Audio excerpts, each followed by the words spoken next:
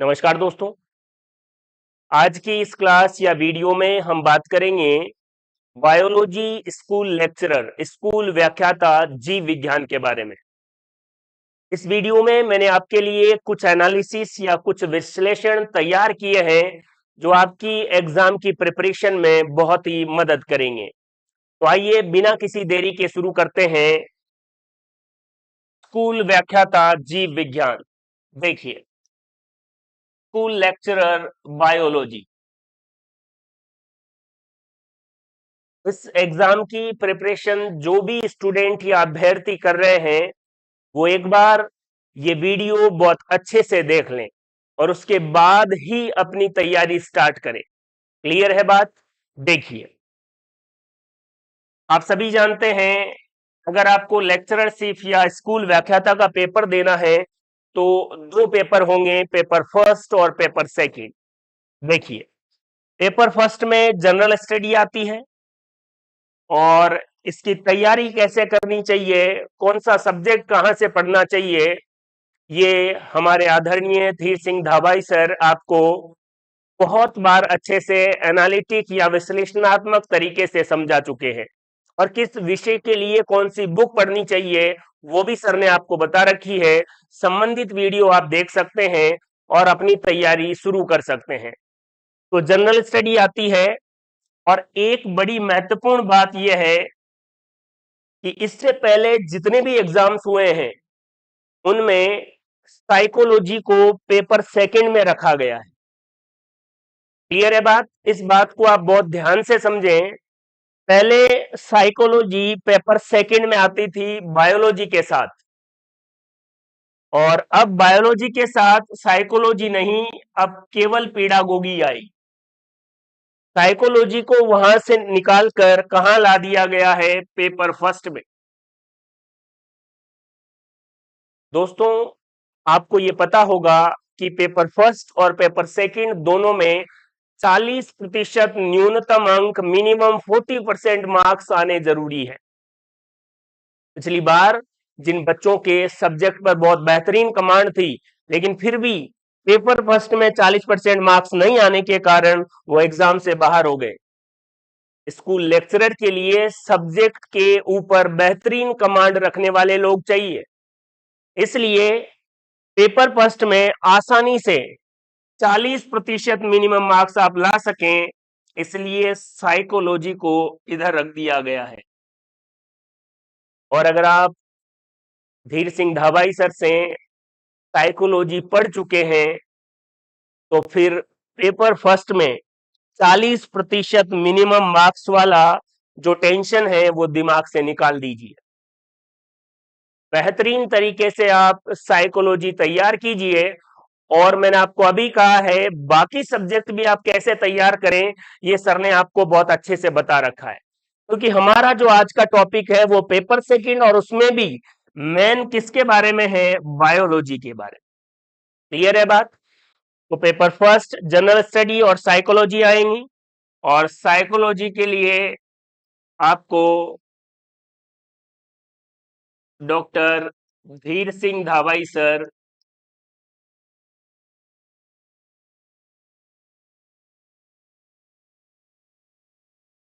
द्वारा जो बुक है, अगर आप ऑनलाइन कोर्स नहीं ले सकते तो बुक लें और अगर ऑनलाइन या ऑफलाइन जहां पर भी आप सर से पढ़ सके पढ़ें, क्योंकि पेपर फर्स्ट का 40% मिनिमम मार्क्स वाला टेंशन एकदम खत्म हो जाएगा और आप फिर अपनी बायोलॉजी की सब्जेक्ट पर बेहतरीन कमांड बनाकर एग्जाम को आसानी से क्वालिफाई कर सकते हैं। मुझे लगता है जो बच्चे स्कूल लेक्चरर की तैयारी कर रहे हैं मेरी इस बात को बहुत अच्छे से समझ चुके हैं। पेपर सेकंड जो है उसमें आएगा बायोलॉजी और इसमें भी आपको मिनिमम 40% मार्क्स जरूरी है।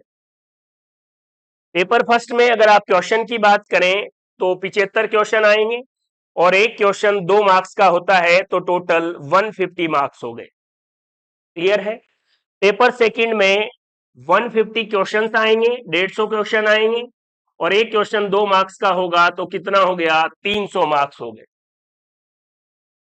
पेपर सेकंड और पेपर फर्स्ट दोनों को मिलाकर अगर आप मार्क्स के बारे में देखें तो कितना हो गया है 450। कुल आपकी जो भी कट ऑफ जाएगी वो 450 में से जाएगी। 150 किसके हो गए पेपर फर्स्ट के और 300 किसके हो गए पेपर सेकंड के। क्लियर है बात। इसमें बायोलॉजी और पीडागोगी और दोनों मिला के मैंने आपको बता ही दिया है टोटल मार्क्स कितना हो गया 450। क्लियर है। आराम से इसको देखिए और एक बात अपने दिमाग में बिठा लीजिए, दोनों पेपर में 40% मार्क्स मिनिमम लाने जरूरी है। और पिछली बार जो 2022 में जिन बच्चों ने पेपर दिए हैं 40% मार्क्स नहीं मिल रहे हैं बच्चों के। इस बार आपके पास बेहतरीन मौका है। बाकी विषयों के साथ अगर आप साइकोलॉजी पर बेहतरीन कमांड बना लेते हैं तो फिर आराम से आप मिनिमम 40% मार्क्स ला सकते हैं। देखिए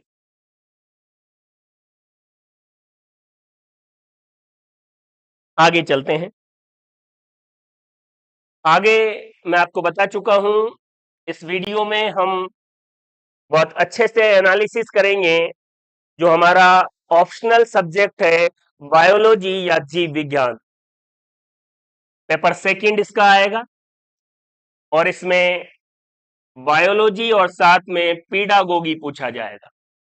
दोनों की मिला के 150 प्रश्न होंगे जो टोटल कितने मार्क्स के हैं 300 मार्क्स के। क्लियर है बात।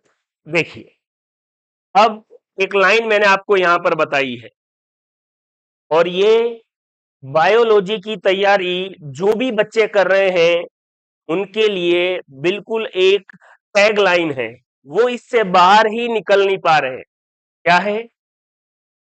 बायोलॉजी विषय के अभ्यर्थियों को जो धारणा है या उनको लगता है कि मुझे बायोलॉजी अच्छे से आती है,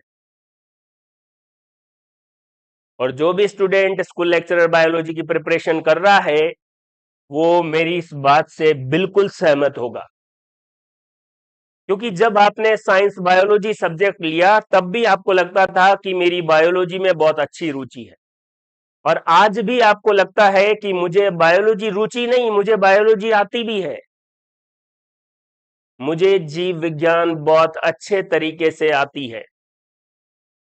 इस चक्कर में अगर आप पेपर फर्स्ट में ही लगे रहे और आपको लगा कि मैं 3 महीने 2 महीने इसमें बायोलॉजी की प्रिपरेशन कर लूंगा, तो ये आपकी गलत फहमी है। और दूसरी बात मैं आपको यह भी बता दूं कि जब भी आप बायोलॉजी की या जीव विज्ञान की प्रिपरेशन करते हैं उठाते हैं और फिजियोलॉजी पढ़ना शुरू करेंगे कि आज मैं पढ़ लूंगा पाचन तंत्र, श्वसन तंत्र, उत्सर्जन तंत्र, और इन पर बेहतरीन कमांड बनाऊंगा क्योंकि 11-12 से आपका दिमाग इन्हीं में घुसा हुआ है। आप आरपीएससी के पुराने पेपर देखिए, कौन से यूनिट से क्या क्वेश्चन पूछा गया है आपको पता लगेगा। आप अगर 2 महीने तक सेल बायोलॉजी पढ़ते रहेंगे तो फिर केवल आप अपने मन की संतुष्टि कर रहे हैं, एग्जाम की बेहतरीन ढंग से प्रिपरेशन नहीं कर रहे। इस बात को दिमाग से निकाल दें। जिन बच्चों ने पिछले बार या उससे पिछले बार 2 बार पेपर दे लिया है, दोनों बार वो जितने भी मार्क्स से रहे हैं लेकिन उनका सिलेक्शन नहीं हुआ है, वो भी वो मानने को तैयार नहीं है कि उनको बायोलॉजी नहीं आती। फिर भी उनको ऐसा ही लगता है कि एग्जाम में मेरा पेपर बिगड़ गया। ऐसा नहीं है। आपको एक एक कॉन्सेप्ट पर पकड़ बनानी पड़ेगी, अभी से ही तैयारी शुरू करनी पड़ेगी, और ये मानना पड़ेगा कि इस विषय पर भी एक एक टॉपिक के अनुसार मुझे प्रिपरेशन करनी है, सिस्टमेटिक नोट्स बनाने हैं और उनके 4 से 5 बार रिवीजन करने हैं। इस लाइन से बाहर आ जाइए। मेरे इतना बताने के बाद भी आप नहीं आएंगे मुझे भरोसा है, क्योंकि ये बात एकदम से या एक ही दिन में नहीं निकल पाएगी। जैसे ही मैं कहूंगा कि नहीं आपको बायोलॉजी नहीं आती, वैसे ही आप ऐसे कैसे नहीं आती। मुझे एक एक कॉन्सेप्ट बहुत अच्छे से आता है। मान लीजिए पहली यूनिट से सिस्टमेटिक तैयारी शुरू कीजिए, और अभी मैं आपको और बताऊंगा किस तरीके से आप तैयारी स्टार्ट करें, लेकिन पहले इससे बाहर आ जाए। अगर इससे बाहर नहीं आएंगे 2 महीनों में बायोलॉजी की प्रिपरेशन करने की सोचेंगे। अगर आप सेल बायोलॉजी और फिजियोलॉजी के अकॉर्डिंग ये सोच पाए कि मेरी बेहतरीन कमांड है, नहीं हो पाएगा। जो बच्चे सेलेक्ट हो चुके हैं उनसे पूछ लो, वो आपको बेहतरीन तरीके से बता पाएंगे। क्लियर है बात? आराम से देखिए, आगे चलते हैं। ये एक बेहतरीन एनालिसिस है आपके लिए। जो भी स्टूडेंट स्कूल लेक्चरर बायोलॉजी की प्रिपरेशन कर रहे हैं, एक बार इस विश्लेषण या एनालिसिस को जरूर देख लें।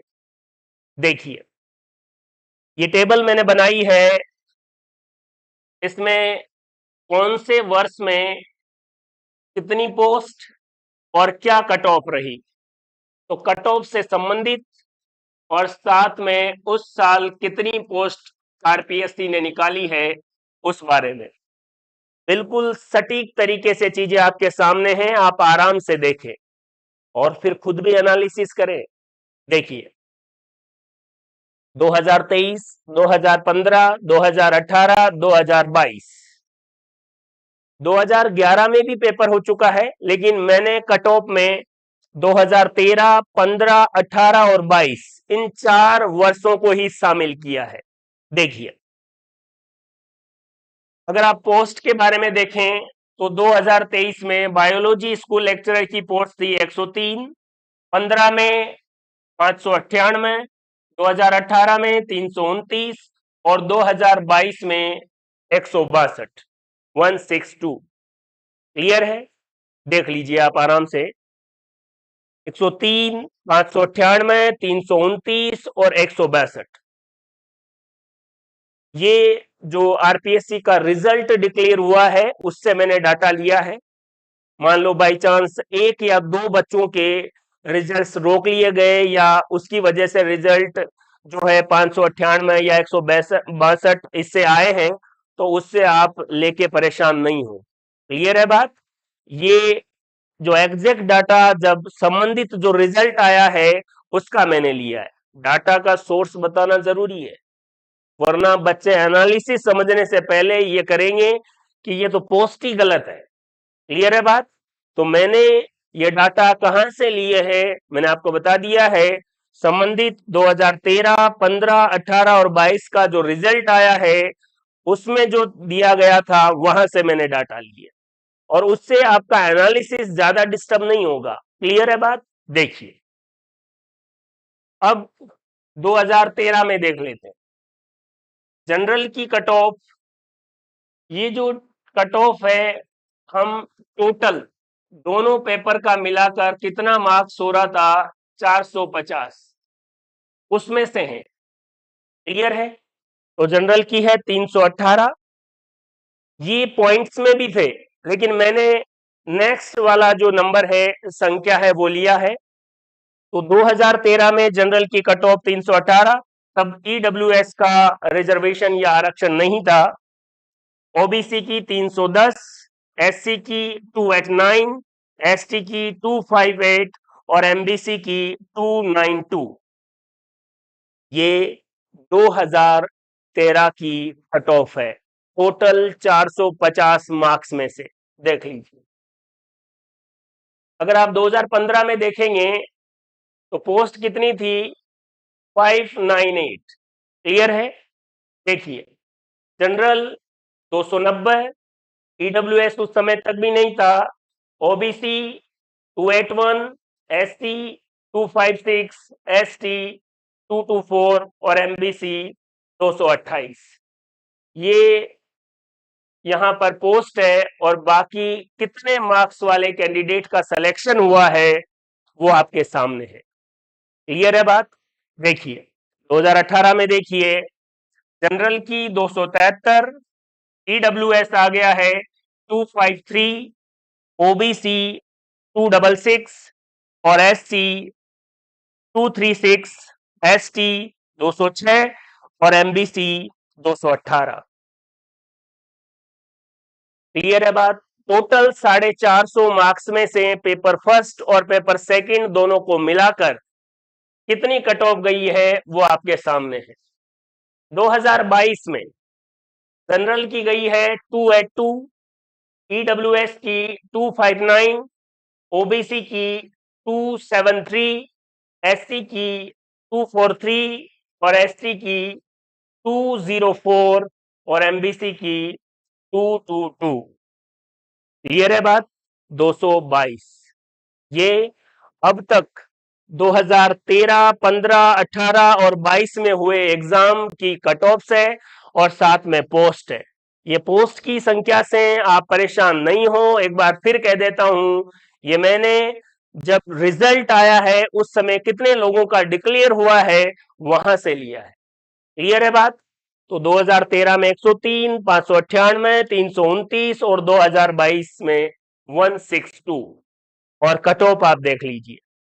इन 4 सालों की कट ऑफ से अगर आप ये एनालिसिस करें, ये विश्लेषण करें कि सर इस बार मुझे कितने मार्क्स लाने चाहिए कि मेरा सिलेक्शन हो जाए, वो भी मैंने नेक्स्ट जो अभी अनुमानित 2025-26 में जो फर्स्ट ग्रेड बायोलॉजी की वैकेंसी होगी, पोस्ट कितनी होगी वो तो आरपीएससी आपको बता देगी, उसमें जो स्टेप स्कोर है वो बताया है। देखिए, अगर आप जनरल के स्टूडेंट हैं, आप 300 मार्क्स के लिए तैयारी करें। अगर आप ईडब्ल्यूएस 270, अगर आप ओबीसी से हैं 290, 290, एससी से हैं 270, एसटी में है 260 और एमबीसी में है तो 250। ये मार्क्स दोनों पेपर में मिलाकर आपके अगर आते हैं तो इस बार आपका सिलेक्शन कोई नहीं रोक पाएगा। बेवजह के विश्लेषण या एनालिसिस करके आप खुद अपने मन में ऐसे विचार ले आते हैं, मान लीजिए इस बार पोस्ट कम आई, मान लें थोड़ी देर के लिए, आपको क्या फर्क पड़ता है? ये एनालिसिस इसीलिए है, ये इसलिए नहीं है कि मान लो पोस्ट 598 की जगह 600 या ऐसा कुछ है तो आप कह रहे हैं कि ये तो पोस्ट ही गलत है, इसलिए नहीं है। इसलिए एनालिसिस है कि पोस्ट की संख्या कितनी भी बदली हो, ये कट ऑफ देख लीजिए, इस बार आपको 300 मार्क्स या उससे ज्यादा मार्क्स के लिए प्रिपरेशन करनी है। संबंधित कैटेगरी वाइज मैंने बता दिया है, देख लीजिए इस टेबल को बहुत अच्छे से। इस क्लास में मैं आपको जो भी एनालिसिस बता रहा हूं बहुत अच्छे से अगर आपने उसको समझा और उसके बाद अगर आपने तैयारी शुरू की तो आप बिल्कुल एग्जाम ओरिएंटेड प्रिपरेशन कर पाएंगे और आप अपने सिलेक्शन की तरफ कदम बढ़ाना शुरू कर देंगे। इस टेबल को देख लीजिए और फिर उसी के अकॉर्डिंग तैयारी शुरू कर दीजिए।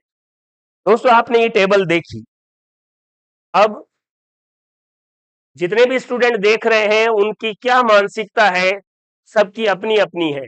कुछ लोग इसको डाटा समझेंगे कि ठीक है, इतने में इतनी पोस्ट आई, ये आरपीएससी की वेबसाइट पर हम भी देख लेंगे। दूसरे प्रकार के वो देखेंगे कि सर क्या बता रहे हैं, कितनी कट ऑफ, कितनी पोस्ट। और तीसरे जो लगभग सिलेक्शन के करीब हैं, उनका एनालिसिस इस टेबल के बाद ऐसा होना चाहिए। और अगर आपके दिमाग में ये बात नहीं आई है तो आप एग्जाम की तैयारी गलत पैटर्न से कर रहे हैं। इस टेबल के बाद जो मैंने कट ऑफ, पोस्ट और कौन से वर्ष में, और वर्ष मैंने 2013 से लेकर 2022 की जो वैकेंसीज है वो ली है। इस डाटा टेबल का जो सार है वो ये है कि आपका ध्यान नंबर ऑफ पोस्ट पर नहीं, नंबर ऑफ मार्क्स पर जाना चाहिए। आरपीएससी कितनी वैकेंसी, कितनी पोस्ट निकालती है, मुझे उससे कोई मतलब नहीं है। मुझे मार्क्स फिक्स कर लेने हैं, मुझे प्राप्तांक निर्धारित कर लेने हैं कि मैं इतने नंबर लेके आऊंगा, बस।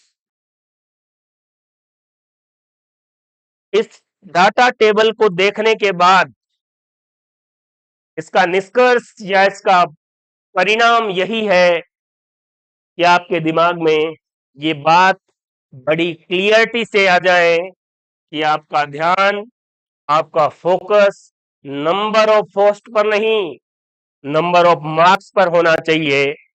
अगर आप जनरल से हैं 300 से या इससे ज्यादा की तैयारी कीजिए, ये मिनिमम है, इससे ज्यादा के लिए आपको तैयारी करनी है।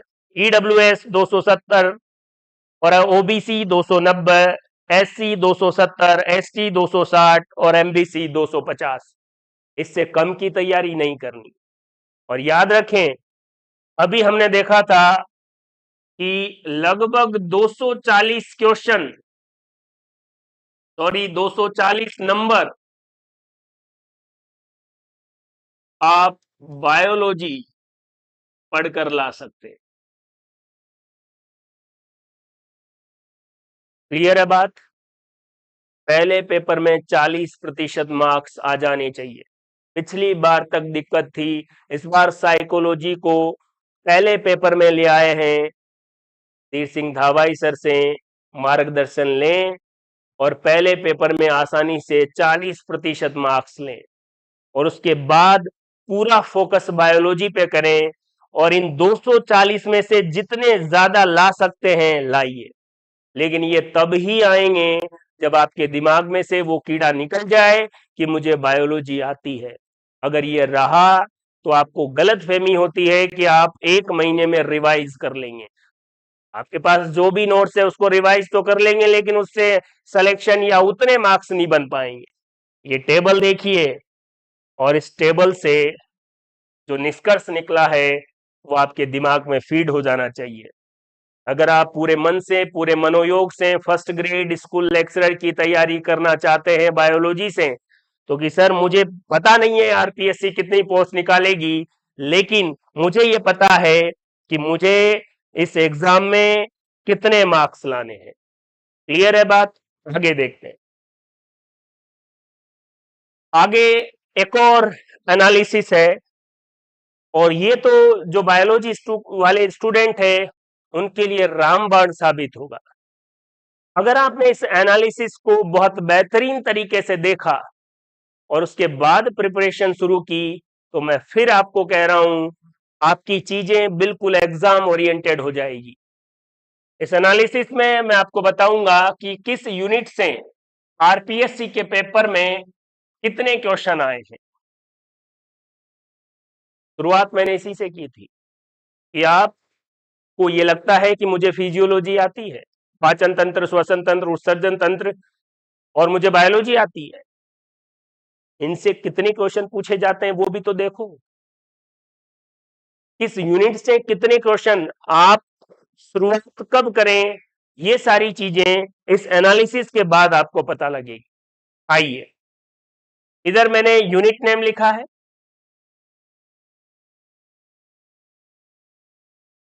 और किस यूनिट से कितने क्वेश्चन आए हैं वो, और वर्ष वाइज।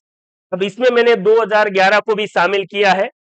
2011, 13, 15, 18 और 2022 अब तक ये फर्स्ट ग्रेड बायोलॉजी के जो पेपर हुए हैं उनका डाटा मैंने लिया है। सबसे पहले मैंने यूनिट ली है टेक्सोनोमी, जिसमें मैंने दो पार्ट्स में इनको बांट दिया है, प्लांट और एनिमल टेक्सोनोमी। क्लियर है? 2011 में प्लांट टेक्सोनोमी से 10 क्वेश्चन आए और एनिमल से 20 क्वेश्चन आए। ये जो एनिमल टेक्सोनोमी है, इसमें आपके एग्जाम का अगर आप सिलेबस देखेंगे तो कुछ जीवों के बारे में भी दे रखा है, अमीबा, टीनिया सोलियम, एस्केरिस, और उसके बाद कॉकरोच, अर्थवर्म, उन सबको भी इसी में शामिल कर लिया है। क्योंकि जब आप क्लासिफिकेशन पढ़ेंगे पोरीफेरा या से लेकर कोर्डेटा तक, तो वो चीजें आई जाएगी। क्लियर है बात? तो 2011 में प्लांट टेक्सोनोमी से 10 क्वेश्चन और एनिमल टेक्सोनोमी से 20 क्वेश्चन पूछे गए। 2013 में देखिए 8 और 6, 15 में 11 और 15, 18 में 8 और 16, और 22 में 12 और 10। देख लीजिए, आप खुद देख पा रहे होंगे लेटेस्ट जो एग्जाम हुआ है उसमें दोनों का वेटेज सेम रखा गया है। 2022 का स्कूल लेक्चरर बायोलॉजी का जो पेपर था बहुत ही बेहतरीन और सिस्टमेटिक पेपर था। सभी यूनिट से समान रूप से सवाल पूछे गए थे। एग्जाम का लेवल भी बड़ा बेहतरीन था। टेक्सोनोमी से अब तक कितने कितने क्वेश्चन आए ये आपके सामने। प्लांट से कितने आए, एनिमल से कितने आए, वो डाटा भी देख लीजिए। ईयर वाइज है, 2011 में प्लांट टेक्सोनोमी से 10, 13 में 8, 15 में 11, 18 में 8 और 22 में 12 क्वेश्चन आए। और एनिमल टेक्सोनोमी से 2011 में 20, 13 में 6, 15 में 15, 18 में 16 और 22 में 10 क्वेश्चन पूछे गए। ऐसे ही अगर आप एक और यूनिट फिजियोलॉजी जिसके बारे में मैं आपको बता रहा था उसको भी मैंने दो पार्ट्स में बांटा है, प्लांट और एनिमल फिजियोलॉजी। ईयर वाइज अगर आप देखेंगे तो 11 के अंदर प्लांट से 8 और एनिमल फिजियोलॉजी से 10। 2013 में दोनों से ही 10-10। 2015 में प्लांट फिजियोलॉजी से 8 और एनिमल फिजियोलॉजी से 13। 2018 में प्लांट से 8, एनिमल से 12 और 2022 में प्लांट से 8 और एनिमल फिजियोलॉजी से कितने क्वेश्चन पूछे गए? 10 क्वेश्चन पूछे गए। और देखिए, एक और है टॉपिक एनिमल टिश्यू। उससे 11 में 3, 13 में 2, 15 में 3, 18 में कोई क्वेश्चन नहीं और 2022 में 2 क्वेश्चन पूछे।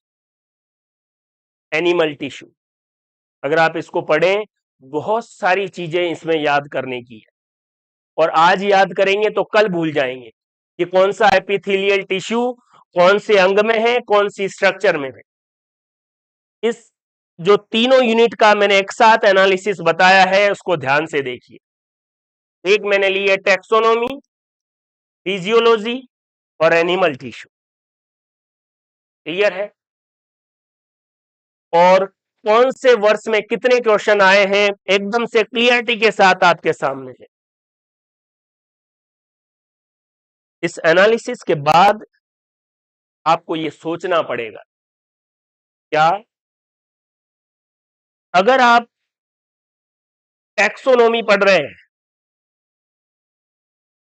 तो फिजियोलॉजी से भी कनेक्ट करें और उसी को एनिमल टिश्यू से भी कनेक्ट करें। जैसे मान लें आप पोरीफेरा से लेकर कोर्डेटा पढ़ रहे हैं तो पोरीफेरा में श्वसन कैसे हुआ, उत्सर्जन कैसे हुआ, उसको भी साथ साथ डीप में पढ़ते चले। और जब आप ह्यूमन पर आए तो उसकी कौन सी संरचना में कौन सा टिश्यू है, जब आप फिजियोलॉजी पढ़ रहे हैं उसी समय एनिमल टिश्यू को साथ लेके चले। जब आप प्लांट टैक्सोनॉमी पढ़ रहे हैं उसी समय अगर जरूरत पड़े तो प्लांट की फिजियोलॉजी को भी कनेक्ट करके पढ़े। सबसे बेहतरीन तरीके से बात आपको ऐसे समझ में आएगी और इसका सार यही है कि आपको कनेक्टिविटी के साथ पढ़ना है। फिर आपको लगे कि सर कैसे पढ़ें, ये कनेक्टिविटी हम कैसे निर्धारित करें। इसके लिए मैंने डाइजेस्टिव सिस्टम का एक वीडियो बना रखा है, पूरा पूरा डाइजेस्टिव सिस्टम। वो डिजिटल बोर्ड पर नहीं है, व्हाइट बोर्ड पर ही मैंने आपको बता रखा है। एक बार आप डाइजेस्टिव सिस्टम के पूरे वीडियो देखिए मेरे, आपको समझ में आएगा कि कैसे उसको एनिमल टैक्सोनॉमी के साथ, एनिमल टिश्यू के साथ जोड़ा गया है। फिर आप खुद भी उसी पैटर्न में या तरीके से चीजें समझना और नोट्स बनाना शुरू कर देंगे। इस डाइजेस्टिव सिस्टम सर ये कहां मिलेगा, तो इसके लिए आप YouTube पर एक नाम टाइप करेंगे, द HG कॉन्सेप्ट।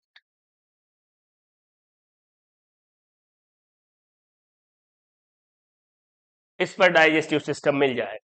और फिर भी अगर नहीं मिले तो 9351047315 ये व्हाट्सएप नंबर है।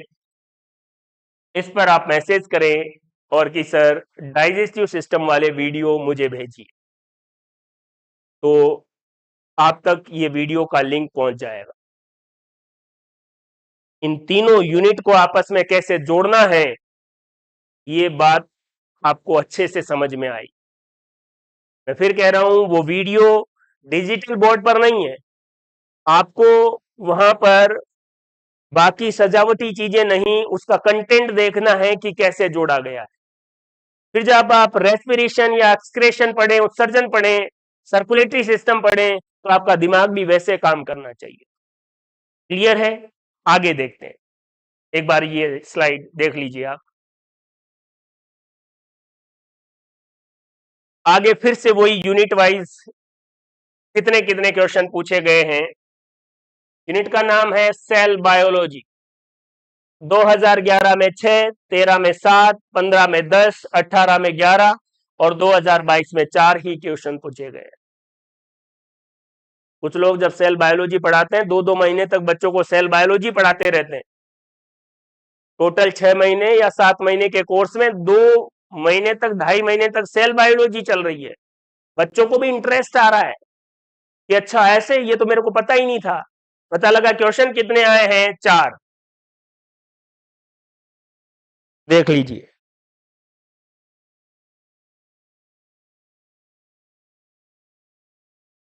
उसके बाद है अगली यूनिट, प्लांट एनाटोमी और मॉर्फोलॉजी। इससे कौन से वर्ष में कितने क्वेश्चन आए हैं? 2011 में 11, 13 में 12, 15 में 21, 18 में 14 और 2022 में 13 क्वेश्चन आए हैं।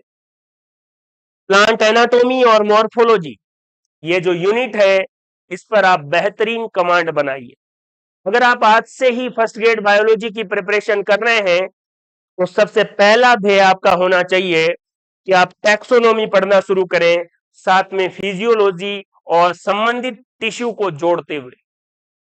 उसके बाद ये देखिए, एनाटोमी और मॉर्फोलॉजी, इसको भी आप बहुत सिस्टमेटिक तरीके से देखें।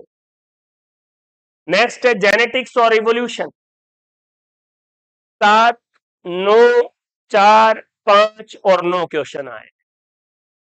अब जो एग्जाम होगा दोस्तों, पहले जेनेटिक्स और इवोल्यूशन से बीच में थोड़े कम क्वेश्चन पूछे गए, लेकिन मुझे लगता है कि अब इसका वेटेज सही रहेगा, क्योंकि जेनेटिक्स ऐसा टॉपिक है जिसके क्वेश्चन आप सटीक तरीके से सॉल्व कर सकते हैं। क्लियर है बात? देखिए, नेक्स्ट टॉपिक है बायोटेक्नोलॉजी। 11 में 3, 13 में 8, 15 में 5, 18 में 4 और 2022 में 5 क्वेश्चन पूछे गए। इकोलॉजी, ये देखिए, इसमें बहुत सारे बच्चों को लगता है पढ़े ही क्या, केवल फूड चेन, फूड वेब और 2-4 चक्कर पढ़ लिए, नाइट्रोजन, ऑक्सीजन की हो गया। इकोलॉजी पर बेहतरीन कमांड बनाइए। 11 में 7, 13 में 15, 15 में 4, 18 में 14 और 22 में भी 14 क्वेश्चन पूछे गए। बेवजह की चीजों में मत उलझिए, एग्जाम ओरिएंटेड कंटेंट लीजिए और उसका बार बार रिवीजन कीजिए। मुझे क्या आता है इससे आपको कोई मतलब नहीं है। अगर मैं आरपीएससी में आने वाला कंटेंट आपको प्रोवाइड करवा रहा हूं, तो आपके लिए बेहतरीन टीचर हूं। केवल ऐसी बातें जो आपको नहीं आती उसको अलग पैटर्न में बताकर यह साबित करें कि देखो आपको ये चीज पता नहीं थी, तो नहीं थी तो नहीं थी। हमें तो वो पता करना है जो आरपीएससी पूछना चाहती है और एग्जाम में सिलेक्शन लेना है। उसके बाद पढ़ लेंगे जितनी भी बुक्स या ज्यादा नॉलेज के लिए पढ़नी है। एग्जाम में सबसे बेहतरीन यह है कि क्या पढ़ना है, इससे ज्यादा आपको पता होना चाहिए कि क्या नहीं पढ़ना है। आगे देखिए, एम्ब्रियोलॉजी। 2011 में तो 20 क्वेश्चन पूछ लिए, 13 में 10, 15 में 6, 18 में 5 और 22 में 8। इम्यूनोलॉजी 11 में 4, 13 में 3, 15 में 1, 18 में 5 और 22 में 3। इम्यूनोलॉजी पढ़ा रहे हैं कि ये रिसेप्टर इधर काम करेगा, वो उधर काम करेगा। पढ़ के आप बड़े खुश हो रहे हैं। आप नेट की तैयारी नहीं कर रहे हैं, आप फर्स्ट ग्रेड बायोलॉजी की तैयारी कर रहे हैं। और जब आप फर्स्ट ग्रेड बायोलॉजी की प्रिपरेशन कर रहे हैं, तब आपको नेट का पढ़ के अपने आप को संतुष्ट नहीं करना है, या इससे लेवल का 11-12 की बातें पढ़कर अपने आप को संतुष्ट नहीं करना है। आरपीएससी क्या पूछना चाह रही है, कितना वेटेज दे रही है, उसके अकॉर्डिंग आपकी प्रिपरेशन होनी चाहिए। देखिए, एक और टॉपिक है बायोस्टैटिक्स। सिंपल टॉपिक है। 11 में कोई क्वेश्चन नहीं पूछा गया, 13 में 6, 15 में 3, 18 में 4 और 22 में 5 क्वेश्चन पूछे गए। इसका मतलब बायोस्टैटिक्स, ये जो पेपर है, ये बिल्कुल 2022 वाला जो पेपर अगर आप देखेंगे, आपको लगेगा यार सारी यूनिट्स को बड़े बेहतरीन तरीके से उसका मार्क्स का डिवीजन किया गया है। देखिए, तो अब नेक्स्ट जो पेपर होगा वो 2022 से कुछ तो प्रेरणा लेगा, उसको और बेहतरीन बनाने का प्रयास किया जाएगा। वो 2011 के पैटर्न से नहीं सीखेंगे, वो 2022 के पैटर्न से सीखेंगे कि 2022 का इतना बेहतरीन पेपर बनाया गया, क्या मैं इससे बढ़िया बना सकता हूं। और मैं आपको पूरे दावे से कह रहा हूं कि अब जो आएगा वो भी इससे बेहतरीन और प्रत्येक यूनिट के साथ सिस्टमेटिक तरीके से क्वेश्चंस पूछे जाएंगे। ये डाटा आप अच्छे से दिमाग में बिठा लें, आपको रटने की जरूरत नहीं है। इससे निष्कर्ष तक पहुंचकर और वो निष्कर्ष अपने दिमाग में फीड करने की जरूरत है। जब मैंने आपको कट ऑफ ईयर और पोस्ट के बारे में बताया, वहां से एक लाइन दिमाग में घुसा लो कि मुझे पोस्ट से कोई मतलब नहीं है, मेरे इतने मार्क्स स्कूल लेक्चरर बायोलॉजी में आने चाहिए, दोनों पेपर में मिलाकर। आगे देखिए, इकोलॉजिकल या सॉरी इकोनॉमिक इंपॉर्टेंस, आर्थिक महत्व प्लांट्स का। 2011 में 3, 13 में 3, 15 में 5, 18 में 4 और 22 में 3। एनिमल जो इंपॉर्टेंस है उसमें 13 और 15 में एक एक, क्योंकि ये एनिमल्स का आर्थिक महत्व उधर टैक्सोनॉमी में इंक्लूड हो जाता है, तो अलग से कुछ ऐसा महत्व वाला क्वेश्चन दे नहीं पाते। देखो, एनिमल टैक्सोनॉमी आप पढ़ो, कितने टॉपिक क्लियर हो जाएंगे। खुद एनिमल टैक्सोनॉमी, उसको फिजियोलॉजी से जोड़ के देखो, उसको एनिमल टिश्यू से जोड़ के देखो, और उसको इकोनॉमिक इंपॉर्टेंस ऑफ एनिमल्स से जोड़ के देखो, उसी में इम्यूनोलॉजी भी आ जाएगी। ये कनेक्टिविटी कैसे प्रोवाइड होगी, मैंने आपको कहा एक बार डाइजेस्टिव सिस्टम वाला वीडियो देखो, उसमें क्या दिख रहा है, बोर्ड कैसा है, कैसे लिखा हुआ है, उससे ज्यादा है कि क्या लिखा हुआ है, किस ऑर्डर में चीजें हैं, उसको देखना है। नहीं मिल रहा है तो मैंने आपको वहां पर बता दिया है, उस नंबर पर आप व्हाट्सएप कर दें, आपको चीजें मिल जाएगी। एमएससी लेवल के क्वेश्चंस के बारे में देखिए, आधे लोग पागल हुए जा रहे हैं कि सर एमएससी लेवल का कहां पढ़े। देखिए एक बार, माइक्रोस्कोपी से क्वेश्चन 2011 में 2, 13 में 1, 15 में 1, 18 में 1 और 22 में 5। टेक्निक से 11 में 2, 13 में 3, 15 में 4, 18 में 3 और 22 में 1। इथोलॉजी 11 में कोई क्वेश्चन नहीं, 13 में 3, 15 में 2, 18 में 2 और 22 में 5 क्वेश्चन पूछे गए।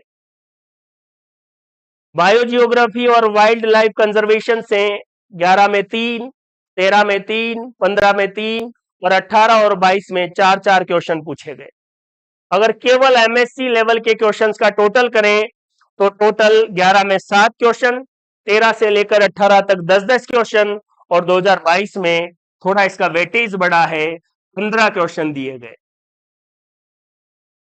इसलिए 2022 में जो बच्चे ट्रेडिशनल तरीके से प्रिपरेशन कर रहे थे, किसी भी नीट की एग्जाम की प्रिपरेशन करवाने वाले इंस्टीट्यूट की सीट्स पढ़ रहे थे, बीएससी और एमएससी की बुक्स की तरफ वो गए नहीं, उनका सिलेक्शन नहीं हुआ। देख लीजिए आप, कौन से ईयर में इस यूनिट से कितने क्वेश्चंस पूछे गए हैं, ये बहुत ही सिस्टमेटिक तरीके से मैंने आपको बता दिया है। आइए आगे देखते हैं। अब इन सभी बातों को लेकर हमारी क्या प्लानिंग है वो भी मैं आपके सामने रख देता हूं। द HG कॉन्सेप्ट, जल्दी ही इस नाम से आपको प्ले स्टोर पर एक ऐप अवेलेबल होगा जिस पर आप फर्स्ट ग्रेड बायोलॉजी के लिए यूनिट वाइज वीडियो, संबंधित वीडियो की PDF और साथ में MCQs जो पिछले एग्जाम्स में पूछे गए हैं या विभिन्न प्रतियोगी परीक्षाएं जो फर्स्ट ग्रेड बायोलॉजी के लेवल की है उसमें जो आए हुए MCQ क्वेश्चन है वो सेलेक्ट कर कर आपको अवेलेबल करवा दिए जाए। इन 3 चीजों पर बेहतरीन तरीके से फोकस किया जाएगा। दोस्तों आपको लगे कि हम कैसे मान लें कि जो कंटेंट होगा वो एकदम एग्जाम ओरिएंटेड होगा, ट्रस्टेबल होगा। सोशल मीडिया या आजकल जो ऑनलाइन प्लेटफॉर्म्स इतने आ गए हैं कि कैसे ट्रस्ट किया जाए कि हम जिस एग्जाम की प्रिपरेशन कर रहे हैं उसी लेवल का कंटेंट और सफिशिएंट और एफिशिएंट कंटेंट होगा। दोस्तों मैं 2015 से फर्स्ट ग्रेड या स्कूल लेक्चरर बायोलॉजी के कंटेंट पर काम कर रहा हूं। 2015 में ही मैंने फर्स्ट ग्रेड बायोलॉजी के 2 बैच पढ़ाए। अभी 2015 में बहुत सारे साथी जॉब भी कर रहे हैं और अब तक केवल इसी पर बहुत सिस्टमेटिक तरीके से काम कर रहा हूं क्योंकि मुझे पता है फर्स्ट ग्रेड बायोलॉजी की प्रिपरेशन करने वाले स्टूडेंट के लिए बिल्कुल सिस्टमेटिक और सेलेक्टिव कंटेंट नहीं है। उन्हें 3 चीजों पर ही जाना पड़ता है। किसी नीट की एग्जाम की प्रिपरेशन करने वाले इंस्टीट्यूट की सीट्स जो अगर आप पूरी बायोलॉजी की देखेंगे तो बहुत ज्यादा हो जाती है। फर्स्ट अगर BSc की बुक्स देखेंगे और MSc के लिए टेक्निक्स जो पोर्शन है वो भी MSc लेवल की बुक से देखना पड़ता है और खुद को सेलेक्ट करना पड़ता है। अब इस सिलेक्शन में बहुत सारी बुक्स नहीं मिल पाती, बहुत सारा कंटेंट नहीं मिल पाता और एग्जाम आ जाता है। 2015 से अब तक फर्स्ट ग्रेड एग्जाम के लिए क्या बेहतरीन कंटेंट हो सकता है, हर रोज प्रयास कर रहा हूं और इस बार यह प्रयास आप तक पहुंचाया जाएगा इस ऐप के माध्यम से जिसमें वीडियो, PDF और MCQs, इसके सैंपल्स पहले आप अच्छे से देखें। इससे पहली यूनिट टैक्सोनॉमी, उसके कुछ वीडियो और उसकी PDF और साथ में उससे संबंधित जो MCQs क्वेश्चन है वो आपको अवेलेबल हो जाएंगे। उसके बाद ही आप ज्वाइन करें। देखिए बुक्स के बारे में देखें तो मार्केट में ऐसी कोई पर्टिकुलर बुक्स नहीं है जिसको देखकर आप फर्स्ट ग्रेड बायोलॉजी की प्रिपरेशन शुरू कर दें। मेरे दिमाग में बहुत दिनों से था कि फर्स्ट ग्रेड बायोलॉजी के पेपर सेकंड के लिए बुक निकाली जाए, लेकिन अगर अभी ये सारी चीजें या बुक्स पर फोकस किया जाएगा तो समय तो लगता ही है और साइंस की बुक लिखने और उसकी टाइपिंग और प्रूफ रीडिंग में ज्यादा समय लगता है। इसलिए मैंने यूनिट वाइज बुकलेट तैयार करने का निश्चय किया है। इससे क्या होगा कि बच्चों तक ये भी बात पहुंच जाएगी कि मान लीजिए मैंने टैक्सोनॉमी की एक बुकलेट तैयार की और वो आप तक पहुंची तो उसका रिव्यू भी मेरे पास आएगा। कई बार ऐसा नहीं होता, मुझे लगता है कि मैं बहुत बढ़िया कर रहा हूं लेकिन स्टूडेंट का क्या रिव्यू है वो भी महत्वपूर्ण है। पूरी बुक के बजाय प्रत्येक यूनिट की बुकलेट मैं आपको प्रोवाइड करवाने की कोशिश करूंगा और उस बुकलेट के बाहर आपको कुछ भी नहीं पढ़ना है। क्वेश्चंस भी उसी में, थ्योरी भी उसी में और बड़े सिस्टमेटिक वे में। क्लियर है बात? तो इस पर भी काम कर रहे हैं। ये मैंने आपको बताया है कि इतने सालों के प्रयास के बाद सिस्टमेटिक कंटेंट आप तक पहुंचाने का प्रयास है। जो भी बच्चे फर्स्ट ग्रेड बायोलॉजी की प्रिपरेशन कर रहे हैं एक बार जल्दी, अभी आप अगर आप प्ले स्टोर पे जाएंगे तो वहां पर अभी अवेलेबल नहीं होगा लेकिन जल्दी जैसे आएगा आपको सूचित कर दिया जाएगा, इन्फॉर्म कर दिया जाएगा। आगे देखिए, जो कंटेंट है वो तैयार करते समय मैंने मेरे जो साथी है असिस्टेंट प्रोफेसर उनसे भी कंसल्ट किया है, जो स्कूल लेक्चरर साथी है उनसे भी बात की है जो सेलेक्ट हो चुके हैं कि क्या क्या दिक्कतें आती हैं, जो स्टूडेंट्स हैं जो तैयारी कर रहे हैं उनसे भी कंसल्ट किया है। उसके बाद उन सबका एक जो रिव्यू है वो कॉमन आया कि सर कोई एक बुक या डिजिटल कंटेंट नहीं है जिससे बच्चा ये आश्वस्त हो जाए कि मैं इसको पढ़ूंगा, मेरा सिलेक्शन हो जाएगा। और वही कंटेंट तैयार करने का प्रयास हमारा है और इसी पर कार्य कर रहे हैं कि कंटेंट 100% एफिशिएंट हो, बस यही हमारा ध्येय है। अगर मान लो हमने टैक्सोनॉमी पढ़ा दी तो अब टैक्सोनॉमी के जितने भी क्वेश्चन पूछे जाएं उस कंटेंट से बाहर नहीं होने चाहिए। अगर 15 पूछे गए और 14 भी बाहर नहीं है तो भी काम हो गया। लेकिन हमारा तो प्रयास है कि अगर 15 पूछे गए तो 15 ही उसी में से आने चाहिए। इस पर हम सिस्टमेटिक तरीके से मेहनत कर रहे हैं, कोई तुक्केबाजी नहीं। और मैं आपको एक बात और बता दूं, किसी भी कंटेंट का अगर आपको शॉर्ट नोट्स चाहिए तो आप पहले उसको 5 बार पढ़ो, तभी आप उसको 2 पेज में लिख पाएंगे। ये सारी चीजें आप एमएससी कर चुके हैं, बहुत अच्छे से समझते हैं। आगे देखिए, मान लीजिए मैंने आपको यूनिट फर्स्ट का कंटेंट अवेलेबल करवाया, उसकी आप तुलना करें, कंपैरिजन करें अब तक आपने जो टैक्सोनॉमी पढ़ी है उससे, मार्केट में अवेलेबल जो कंटेंट है उससे, वो उससे ज्यादा सेलेक्टिव, सिस्टमेटिक और सिंपलेस्ट फॉर्म में होगा। दो बातों पर ज्यादा फोकस है, नीट अलग एग्जाम है और आरपीएससी स्कूल लेक्चरर बायोलॉजी का अलग एग्जाम है। इन दोनों में आपको अंतर करना आना चाहिए। किसी का मॉड्यूल लेकर आप पूरा रट्टा मारने का प्रयास करेंगे तो आप 5 घंटे 10 घंटे रोजाना पढ़कर ये तो या इस बात की तो खुशी कर लेंगे कि मेरी पढ़ाई चल रही है, लेकिन सिलेक्शन की तरफ चल रही है इस बात की श्योरिटी नहीं है। रेफरेंस बुक है वो पढ़ना बहुत जरूरी है और हमारा ये प्रयास है कि जितनी भी रेफरेंस बुक है वो सिंपलेस्ट फॉर्म में उनका कंटेंट भी आप तक पहुंचाया जाए और वो संबंधित यूनिट वाइज आपको अवेलेबल हो जाएगा। क्लियर है बात? देखिए आगे एक और बात, जो मेरा लक्ष्य है, टारगेट है, स्कूल लेक्चरर बायोलॉजी का ऐसा कंटेंट तैयार करना कि अभ्यर्थी उसे पढ़ें, समझें और याद करें और आराम से सिलेक्शन लें।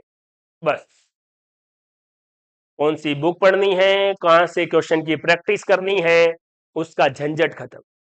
ये पढ़ो, कितनी बार रिवाइज कर सकते हैं करो और सिलेक्शन लो। लगभग 220 क्वेश्चन बायोलॉजी से पूछे जाएंगे, टोटल 240 मार्क्स है और ये पूरे के पूरे मार्क्स एचजी कॉन्सेप्ट आप तक पहुंचाए सकें तो हमारा प्रयास सफल होगा। Collective, systematic and simplest way of success, यही है द एचजी कॉन्सेप्ट।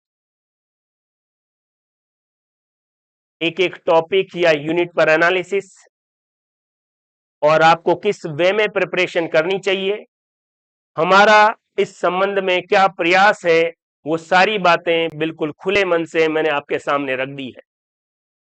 पूरे वीडियो को आप ध्यान से देखेंगे, एक और वीडियो में आपके लिए कौन सी यूनिट की कौन सी बुक पढ़नी है उस पर भी बनाऊंगा।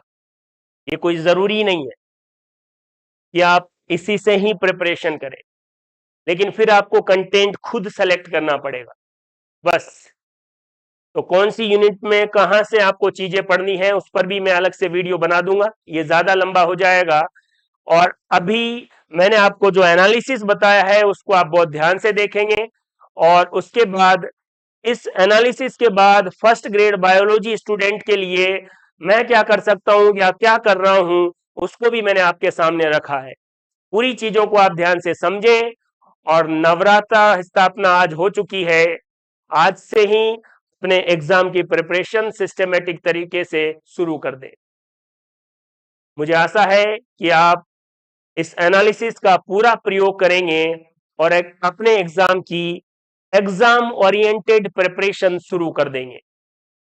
All the best, thank you, धन्यवाद।